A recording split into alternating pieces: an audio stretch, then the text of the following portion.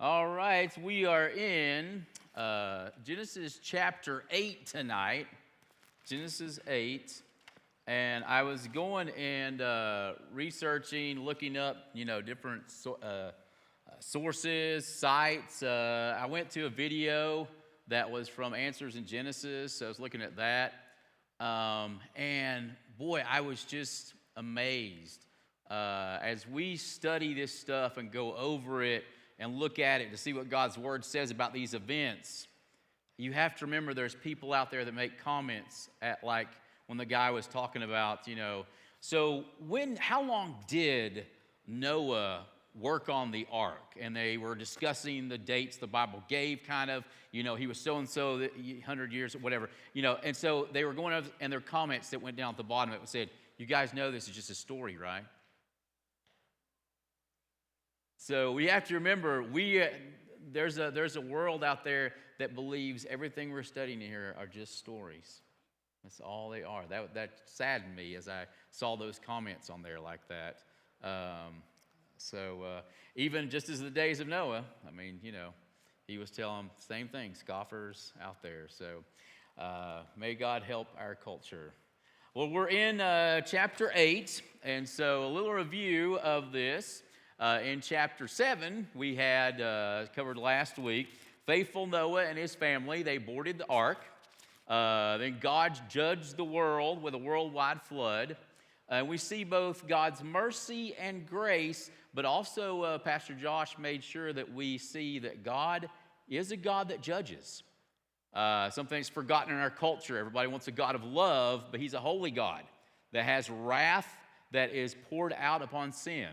And that includes judgment sooner or later. And so we also saw his judgment. But then right at the end of that, he ended his message last time with going into the first part of chapter 8, and God remembered Noah. And that's where we pick up for tonight. And I've entitled this, A New Start. So A New Start is what I've entitled this for Genesis 8. And as we go through this, I'm going to kind of have, the Bible has one interpretation as you go through verses. There's only one thing that verses mean, okay? That's the way you read the Bible. If you go somewhere to a Bible study and they say, well, there's many interpretations that we can have, to just leave, because that's not true, okay? There's one interpretation, but there are many applications. So you guys know you've probably heard certain passages, and you've heard them many times, and yet sometimes a preacher will draw out different things from that passage to apply to your life. And so that's the great thing about the Bible is there's one interpretation to what you read as far as what it means, but there are many ways that you can apply it. And so as I was going through here, we're going to look at the interpretation, what it means and what's going on. But as I was going through, I started thinking, there's a thing of seasons that everybody's going through in their life are seasons. And I don't mean just like, spring and summer, whatever. I mean, there's different times in people's lives. And they're different. They're very different sometimes. We got a bunch that this Friday just began a new season of their life. They went from being single to married. And they'll learn a lot of things, that are very different now that they're married. But yeah, there's different seasons. There's things, when things are new, we just got some suitcases, me and my wife. Her parents are in Minnesota. And so we're going to go to UFTA. We're going to go to Minnesota. That's the word they use there, UFTA. We're going to go to Minnesota. She's my wife. See, I've been practicing. So anyway, we're going to go there. And so we thought, we've had the same suitcases for a long time.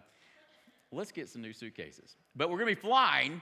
So we decided, they got some red ones here. Let's go for that. Let's go for some red ones. And the reason is because nobody's going to pick up our suitcases and run off with them and think they're theirs, and it causes a whole bunch of stuff. So they're going to be red, and I'm like, well, that's an all right red. It looks cool. It's all right. So we got them. They come in the mail. We open them up. They look great. Then we open them up, like as in the inside.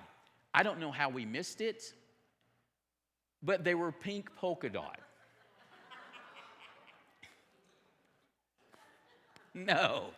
No, they're on their way back to wherever. So we ordered some blue ones, and we made sure the inside looked okay on those. So we're going to go with the blue, and we'll take a risk on them getting somehow, we're not doing pink polka dot inside. But new things, you get new things, you never kind of know what you're going to get. Well, seasons can be like that, not pink polka dots, but people go through different seasons. And this was something that came up when I was talking to somebody, and they mentioned God's plan for their life. And wait a minute. They actually think that God has one plan for your whole life. Like, there's only one thing that you will do. Now, there may be some people out there like that. That's not been my life. I have been in all different kinds of things, ministries, different things. As you move to different seasons in life, many times God changes what he's having you do in those particular seasons.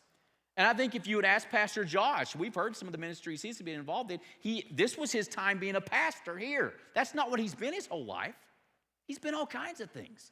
I've been different things. It's not just in ministries. You go through different times in your life. You were single, married. There's different things you had. You didn't have kids, then you do have kids. That's a huge change. There's all kinds of things that happen. So there's all these seasons that go on. And so I wanted to kind of look at that as an application as we go through this. So the number one is God remembered Noah. That's where we left off last time. We got kind of a connector here. God remembered Noah there in verse 1 of chapter 8. God remembered Noah and every living thing and all the cattle that was with him in the ark. Okay, they're in the ark. They haven't been killed by God's judgment. Warren Wiersbe explains the word remember in Genesis 8:1 doesn't mean to call something to mind that may have been forgotten. So God wasn't like, Noah's in a boat. It wasn't like that, okay? When it says God remembered Noah, it wasn't like, man, the whole world is full of flood. I mean, there's water. You can't see anything. Oh, Noah's on a boat. Where did I put him? I mean, it's not like that. That's not what he's saying. It's different. God can't forget anything because he knows the end from the beginning. To remember implies a previous commitment made by God and announces the fulfillment of that commitment. In fact, Moses even uses this with God in Exodus when he interceded with God for sinful Israel, saying, remember Abraham, Isaac, and Israel. He wasn't telling God, you remember those guys? That's not what he was doing. He was saying, God, remember the promises. Act on the promises. Even though these people are being bad, they are part of the promise that you gave Abraham.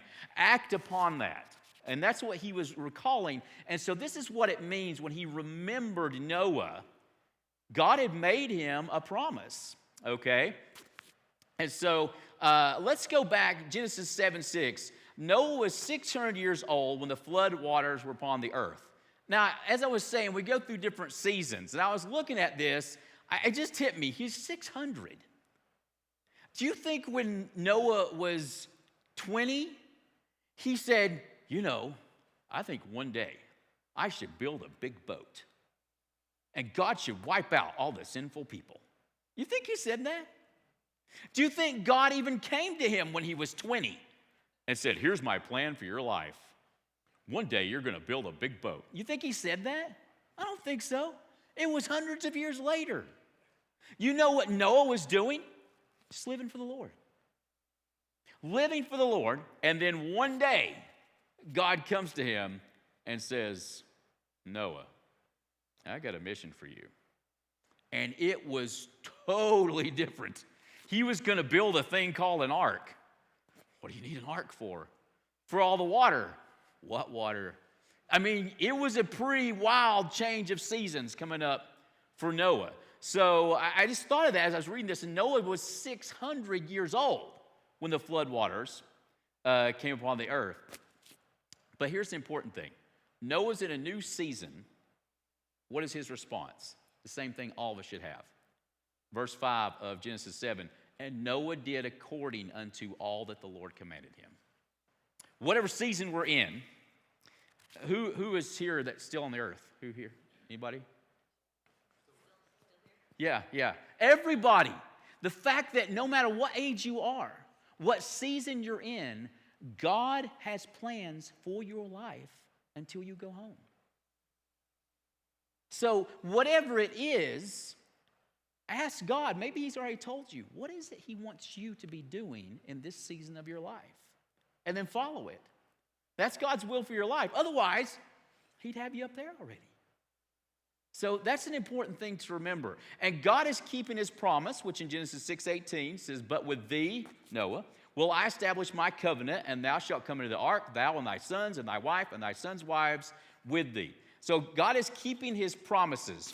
And you know, whatever season you're going through as a Christian, God is with you in those. Hebrews 13:5 says this, "Let your conversation," and in the King James that means your lifestyle, your daily behavior, all that type of thing, "be without covetousness and be content with such things as you have." When you're looking at that, it's really easy to say, "Yeah, I know, don't be wanting what somebody has." Go deeper than this, because he's going to talk about being content. In other words, whatever season I'm in, I shouldn't be looking like, but look at their life. Why is my life not like theirs? Why God, why you're using that person in that way, why are you not using me in that way? I think I'd be good in that. Why can't it be like it used to be? Like I was back when I had so-and-so, it was like that. Why can't it be like that? This type of thing is not what God wants. We are to be content in the season that he has us in and follow his will in that season. And he is with us. Let your conversation, your lifestyle be without covetousness. Be content with such things as you have, for he hath said, "I will never leave thee nor forsake thee." Charles Stanley says, God always remembers, remember the sense we're talking about here, his people, not merely to recall their existence or names, but to act in grace toward them, even if they must wait for him to act, and sometimes they do. So whatever season you're in, just like Moses, do like Proverbs 3:5 and 6. "Trust in the Lord with all thine heart. Lean not unto thine own understanding. In all thy ways," everything that you do, "acknowledge him." And here's what he does. He will direct your path. How cool is that? Okay, I don't know what's going on right now in my life. I don't get it, God. I've checked. I'm not in sin or anything. I don't know. God says, yeah, that's okay. Trust in me. Follow me. I'll show you what you're supposed to do. Don't depend on what you did last decade, what you did before, what worked for so-and-so. Follow me, trust in me, and I will direct your paths. Isn't that cool? God has an adventure for me, for you, if we will trust in him in whatever season that we're in. So God remembered Noah, but also we see in the next verses, God renews the world. God renews the world. And God made a wind to pass over the earth, and the waters assuaged. That means they started to go down. Now, this is not some natural occurrence. So it's not like, somehow God pulled the plug. It wasn't like that, okay? God is supernaturally, he sent a wind. He's making this happen. And it's not going to happen as fast as it filled up, okay? But this is not some natural occurrence. Just as God has sent the flood, he actively makes the waters subside. God is working in this whole thing. He remembered Noah, okay? And now he's working this whole thing as he renews the world. Verse 2 says this, "The fountains also of the deep and the windows of heaven were stopped." So what was coming from above, what was coming from below, all stopped. The rain from heaven was restrained. And the waters returned from off the earth continually. So they continue to do that. And after the end of 150 days, the waters were abated. This is covered in more detail. I believe this, and many that I've read do. This is exactly what's talked about in Psalm 104, a few verses there. Verse 6 says, "Thou coverest it, the earth, with the deep," that's the sea, "as with a garment. The waters stood above the mountains. At thy rebuke," at God's command, "they fled. At the voice of thy thunder, they hasted away. They go up by the mountains, they go down by the valleys, unto the place which thou hast founded for them. Thou hast set a bound that they may not pass over. that they turn not again to cover the earth. So there are awesome changes taken to the earth as the water starts to go down. The flood itself would have caused massive changes to the earth, to its topography and that type of thing. And now as the waters now go down, also that's going to occur. And it shifts things. Now there are mountains that are formed. There are valleys that are formed. Things like the Grand Canyon are formed. I mean, this is what's going on the earth. Ken Ham reflects on this and says, this seems to indicate mountain building was a result of the flood. So the suggestion is that as the waters started to go down, mountains and valleys that didn't exist in the pre-flood world started to form. Now, he's also going to go to some apologetics here as well, as he says, this means fossil-bearing layers of sediment were being raised up, explaining why we find marine fossils on top of mountains, which they do. You're like, how did that get up there? The flood.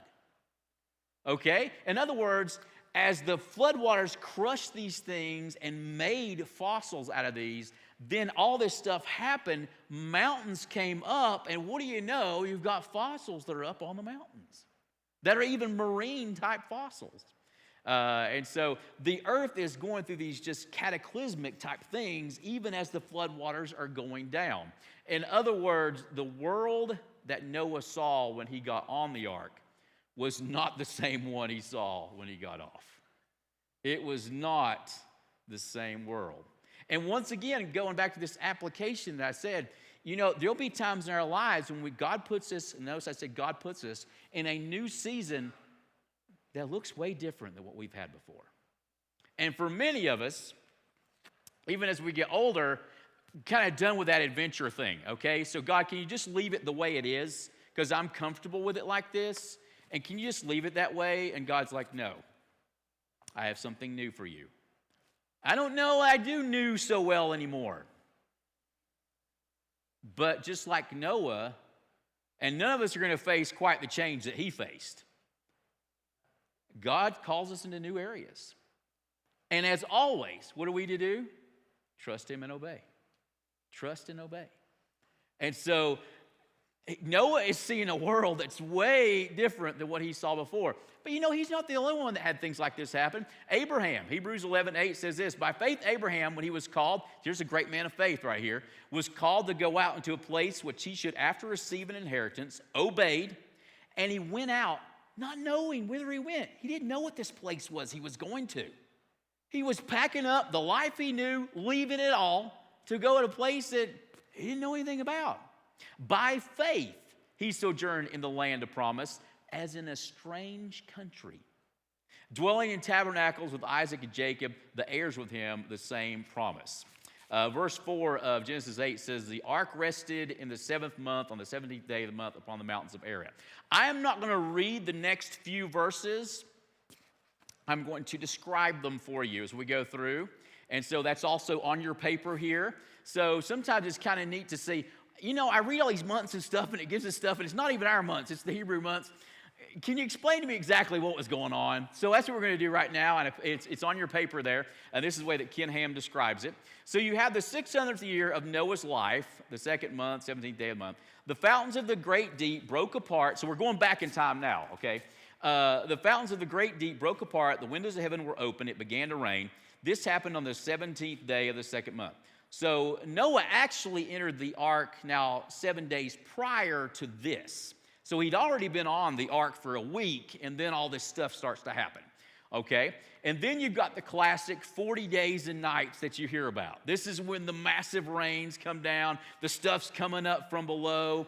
A rain fell for 40 days, and then water covered the highest places. Now, once again, don't name your mountains that we have today because we don't know those were there. Whatever was the highest places at that time, the waters went up and covered them by, we're using cubits, but if you estimated, by over 20 feet over whatever was the highest one. And so they were going that high. Then you get the 150 days. Now those include this 40 that we just talked about. The water rose to its highest level, covering the whole earth. I mean, how crazy. Can you just imagine that? No land, period. None. I mean, there's nothing. It's all water. And so it covers the whole earth sometime between the 40th and 150th day. And the end of these 150 days was the 17th day of the 7th month. The ark rested on the mountains, by the way, of Ararat. So some people say the ark rests on Mount Ararat. That's actually not biblical. It's the mountains. It was a mountain range that was known as Ararat. So, yeah, just a little thing. I know some people say that, well, the ark's on Mount Ararat. Well, we don't know that. And number two, it was the mountains of Ararat. The springs of the great deep were shut off. The rain above ceased, and the water began continually receding. And so now the ark is just floating out for a while. It's floating. The waters are gradually going down. Then you've got 74 days later. From that point where it's kind of quit, and then you're kind of waiting, you're just out there on just water, until finally they can look out and see the top of a mountain anywhere, is 74 days. I mean, if you just want to place yourself in Noah and the family, what they were feeling, I looked at this and I'm like, oh my goodness, this is about summer vacation for the kids. Can you imagine the whole summer vacation for the kids seeing no land? Can you imagine how weird and spooky that would feel? This is what Noah and his family, although the rains had stopped, this is what they were continuing to endure on the ark. 74 days later, finally, it says the tops of the mountains became visible, the 10th month, the first day. After 40 more days, this is when he sends out a raven. Now, the raven will go back and forth, and ravens can go and eat all kinds of stuff. So it's just going back and forth, finding some stuff. I don't really want to know what it found, but, so then he sends a dove out 7 days after that. It couldn't find anything. It comes back. After 7 more days, he sends the dove out again, and this time it returns with an olive leaf that it had broken off. So it's new growth. This isn't something that the flood broke off and was just laying somewhere. This is something that was growing. So the dove comes back with that. 7 more days, another week, Noah sent out the dove again, and it did not return. So it found some place to make its home. 29 days later, a whole month after that, Noah removed the cover of the ark. That probably means like a hatch or something that was on the ark, and lifted up, and they could actually get out and go outside a little bit. I'm not sure, but that's all we know there. The surface of the earth was dried up, at least what they could see there, okay? And Noah could verify this to the extent of what he could see. So he looks out there and he says, it's all dry land. It's all dry land, which may be surprising because look what's next on your page. 56 days later. You would think he just goes, okay, guys, let's get out there.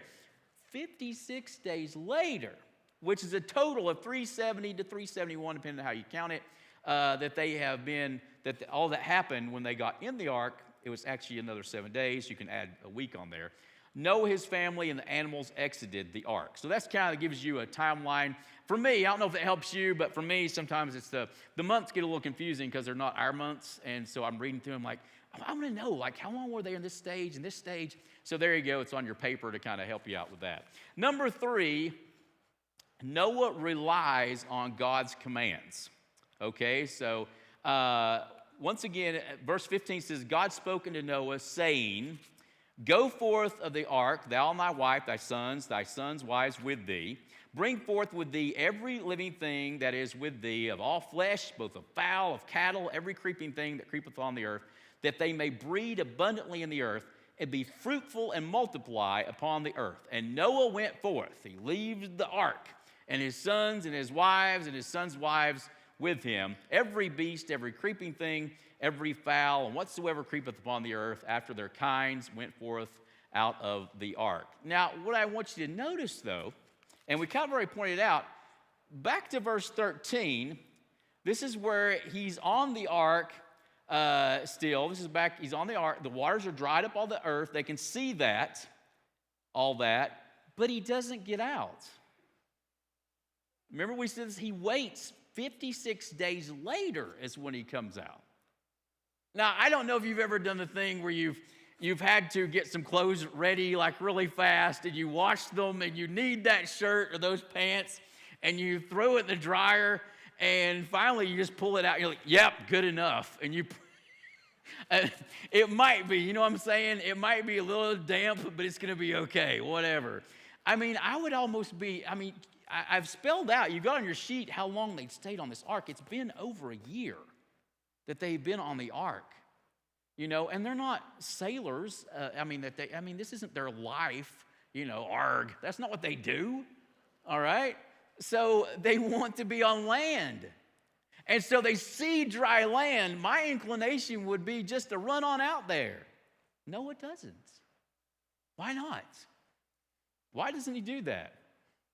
Well, because he wants to wait on what God says. In this new season of life, he is still waiting to see, I want to follow God's ways and his timing. That's what I want to do. The Life Application Bible, which is a really good Bible, really good study Bible, by the way. Life Application Bible notes say, Noah occasionally sent a bird out to test the earth and see if it was dry. But he didn't get out of the ark until God told him to. He was waiting for God's timing. God knew that even though the water was gone, the earth was not dry enough for Noah and his family to venture out. What patience Noah showed, especially after spending an entire year inside his boat. Warren Wiersbe adds this: he had faith to work for God and to witness for God when opposition to the truth was the popular thing. Now that the flood was over, he exercised faith to wait on God before leaving the ark. And Wiersbe's pointing out something really huge here. Sometimes there's as much faith in waiting as in going. Many times we think of faith as stepping out, don't we? Because that's what we think of. You got to take that step of faith, and you do. Now, God's calling you to do something, and so you have to act on it. That's the whole thing. But many times our faith is to stay put until God gives us directions. See, both happened with the Israelites. When he had the cloud, he had the fire. The whole deal was they move when it moves, but when it's not, they don't. If they decide, I think I know how to get there, they'd be disobeying. If the cloud wasn't moving, they weren't supposed to. And many times, that's one of the hardest things, isn't it? Even in a new season of life, all of a sudden, perhaps we get excited, and we're like, oh man, you know what? Okay, I'm into this now. You know what we need to do? I need to do this, I need to do this, and I need to do, this will be a good thing. I need to get so-and-so to help me. And all of a sudden, we're running off, and God has not told us to move on yet. And we can get in loads of trouble when we do that. So many times, faith means waiting until God says, now it's time to take the next step. Many times, things are not ready. You think you're ready. Maybe those other people you want to use are the right people, but they're not ready yet. God's working on them. There can be all kinds of factors that we mess up when we go at our speed instead of God's speed. So sometimes there's as much faith in waiting, as in going. Of course, we're following God's commands both ways. All right. Number 4, God receives Noah's worship. So he gets out of the boat.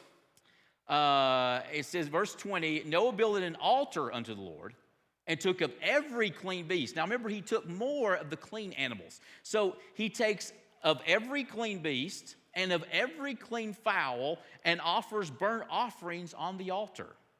He has a massive sacrifice worship service when he gets off the ark.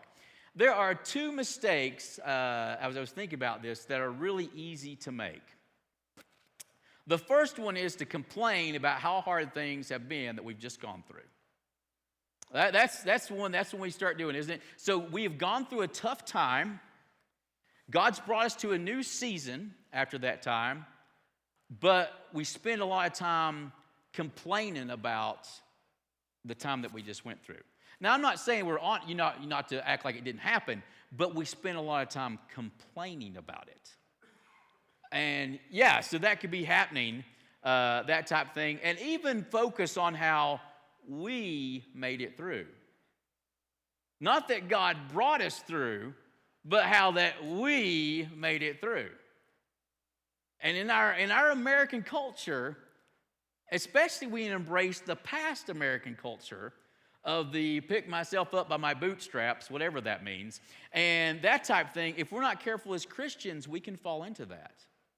It's more about what I did to survive instead of how God got me through.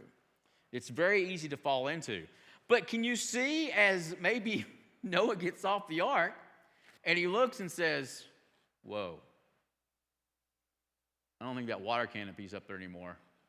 This does not feel as tropical. This is so going to kill the dinosaurs. Can you see Noah perhaps doing that?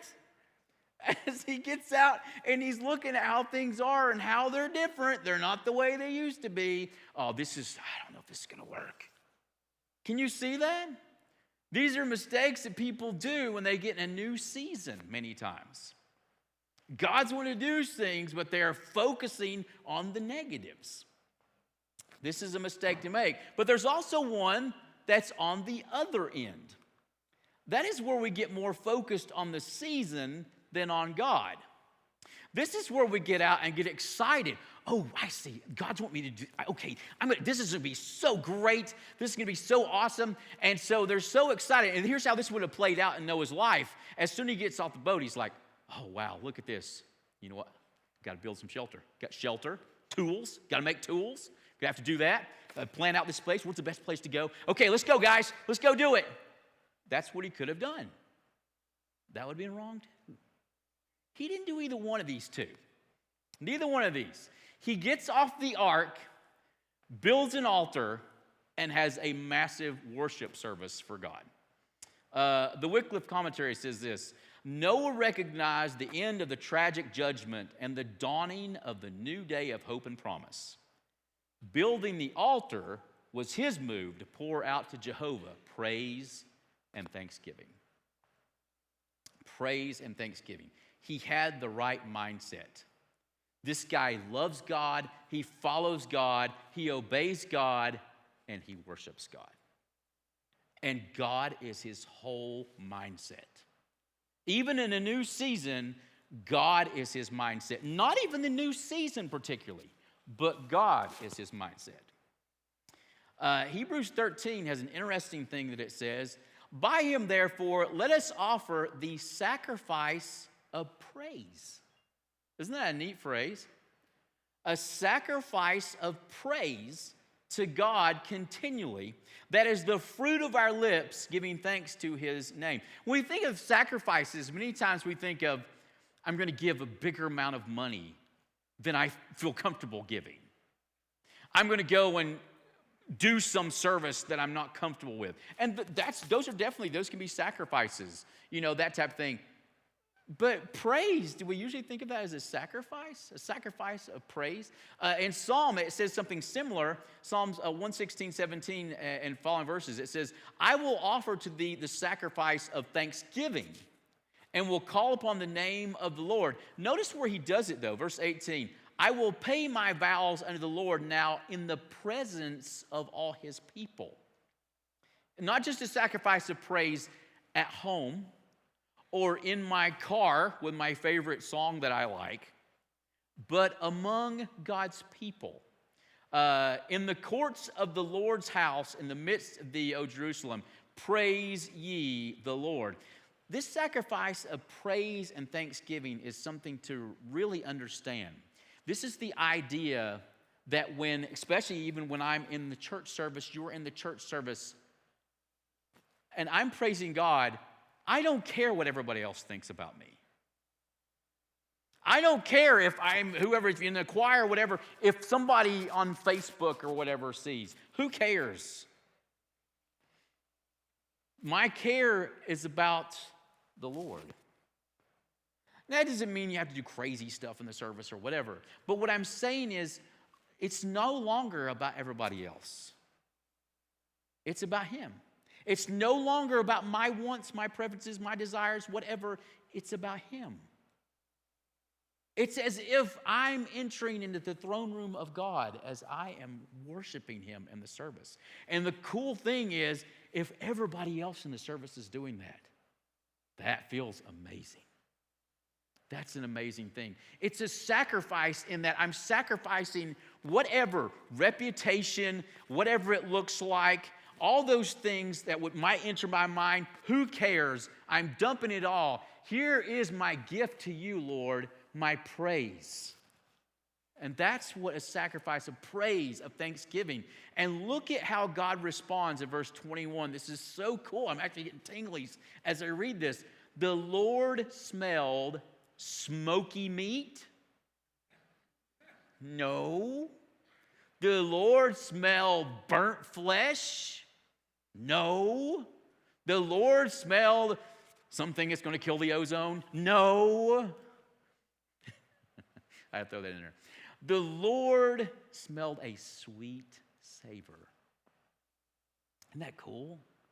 As this sacrifice went up to him, God said, Isn't that cool? God enjoyed it. God took it in. MacArthur says this: the Bible frequently refers to our prayers as a sweet aroma to God. Just as men love the smell of their favorite treats being baked by their loving wives, and women love the aroma of a bouquet of flowers brought home by loving husbands, so God loves this sweet fragrance of praise and worship given freely by the people he has redeemed at great cost. God loves our worship, not when it's fake, but if our hearts are truly in it, and we're just here worshiping together, lifting him up, thankful to him for what he's done and who he is, exalting him, the Lord smells that as if it's the wonderful smells that we enjoy, and you just want to go, Isn't that a cool thought? I mean, when you're at church, is there really other stuff that's important, where you're going to eat or whatever else? When you get that in your mind, when you get that thought, that's a pretty cool thought. In fact, I asked this question: do you come to church hoping you will enjoy the worship, or hoping God will enjoy your worship? That's a serious question. You come to church wondering what you will get out of it, if it will be something I like, then you're not worshiping. I mean, I'm just being honest. If I'm thinking that way, who am I thinking of? Me. But if I come to church and say, man, God, I want to worship you and worship you with your people. I wonder what songs they're going to sing today, whatever. What kind of attributes about you, what you've done that songs are going to lift up. Oh man, they're singing one about how you forgive sin. Yes, I can still identify with that. And you are doing like that and getting into that, worshiping God. And the whole thing is, when you sing, it's like a child singing for their parents. When you enter worship and offer it as a gift, as a sacrifice, not just doing it to hear how your voice sounds or doing it, but it's all done as a gift to the Lord. When you do that, that's a whole different experience. And yet, isn't that what we're supposed to come to church for? Now, I know we come to church to hear the preaching, and yes, that's what we do and all that, but all that's worship. When I'm giving of my time and intently listening to the pastor, I'm wanting to hear truths about God. That's worship. I'm saying other stuff ain't important. I want to hear about God. When he's saying something, oh man, that's exactly right. Hey, let's amen it. Maybe you're not a big amen or whatever, but still, I mean, something like that within your soul should stir. Yeah, that's exactly right. I like that. That's about my God you're talking about there. You're exactly right. He's like that.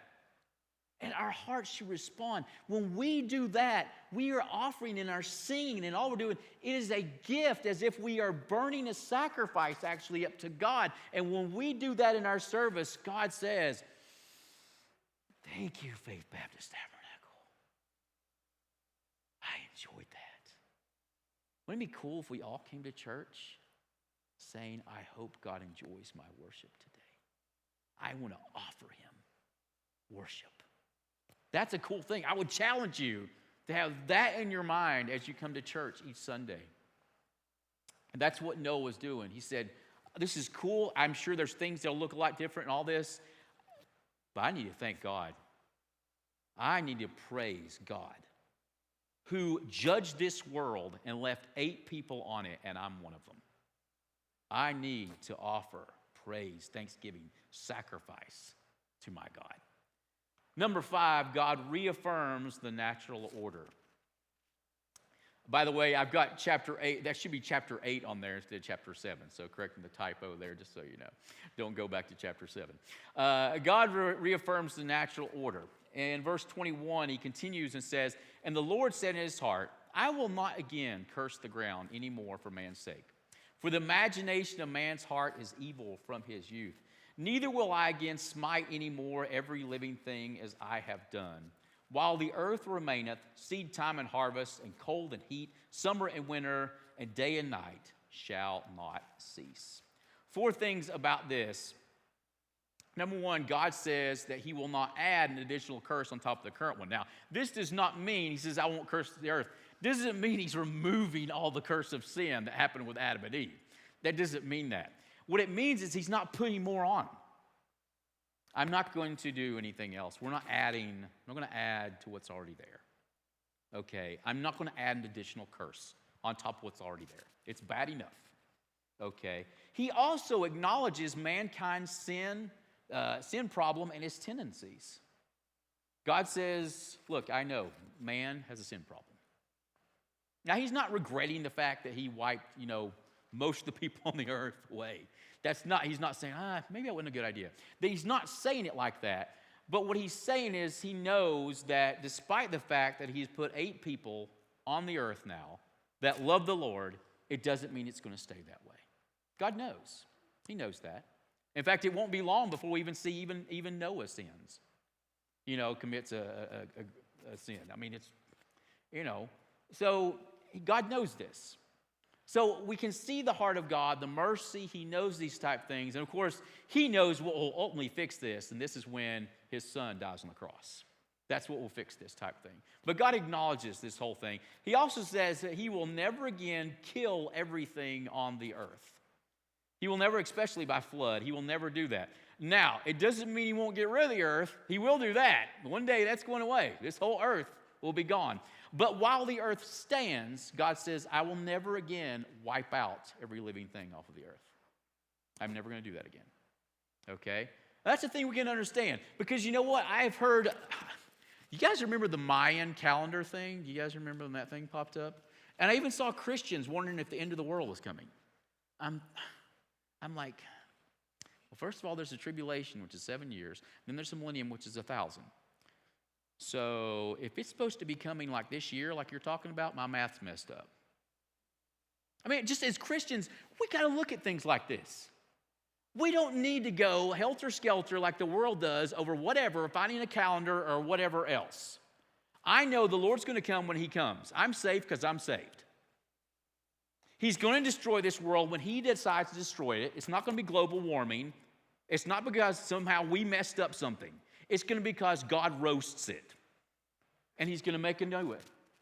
What peace? You see the peace you can have in knowing that?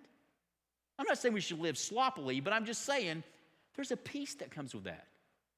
God will destroy this world when he decides to destroy it. And no, man won't get there before he does. It's just Bible. I mean, it just is. God will never again kill everything on the earth until, of course, he gets rid of the earth, which will happen one day. Finally, he establishes continual seasons in this new world. So he establishes seasons, the seasons we have today, they will go on and on and on until God finally ends this thing. But he provides, and you're saying, why is this such a big deal? Well, it's science for one thing, but another thing, what did Noah just come out of?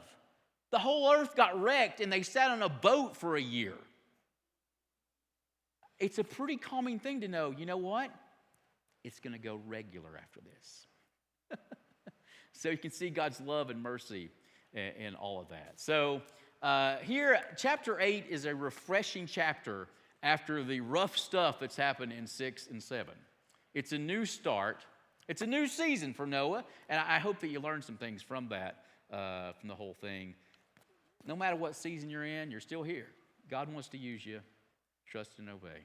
That's the deal.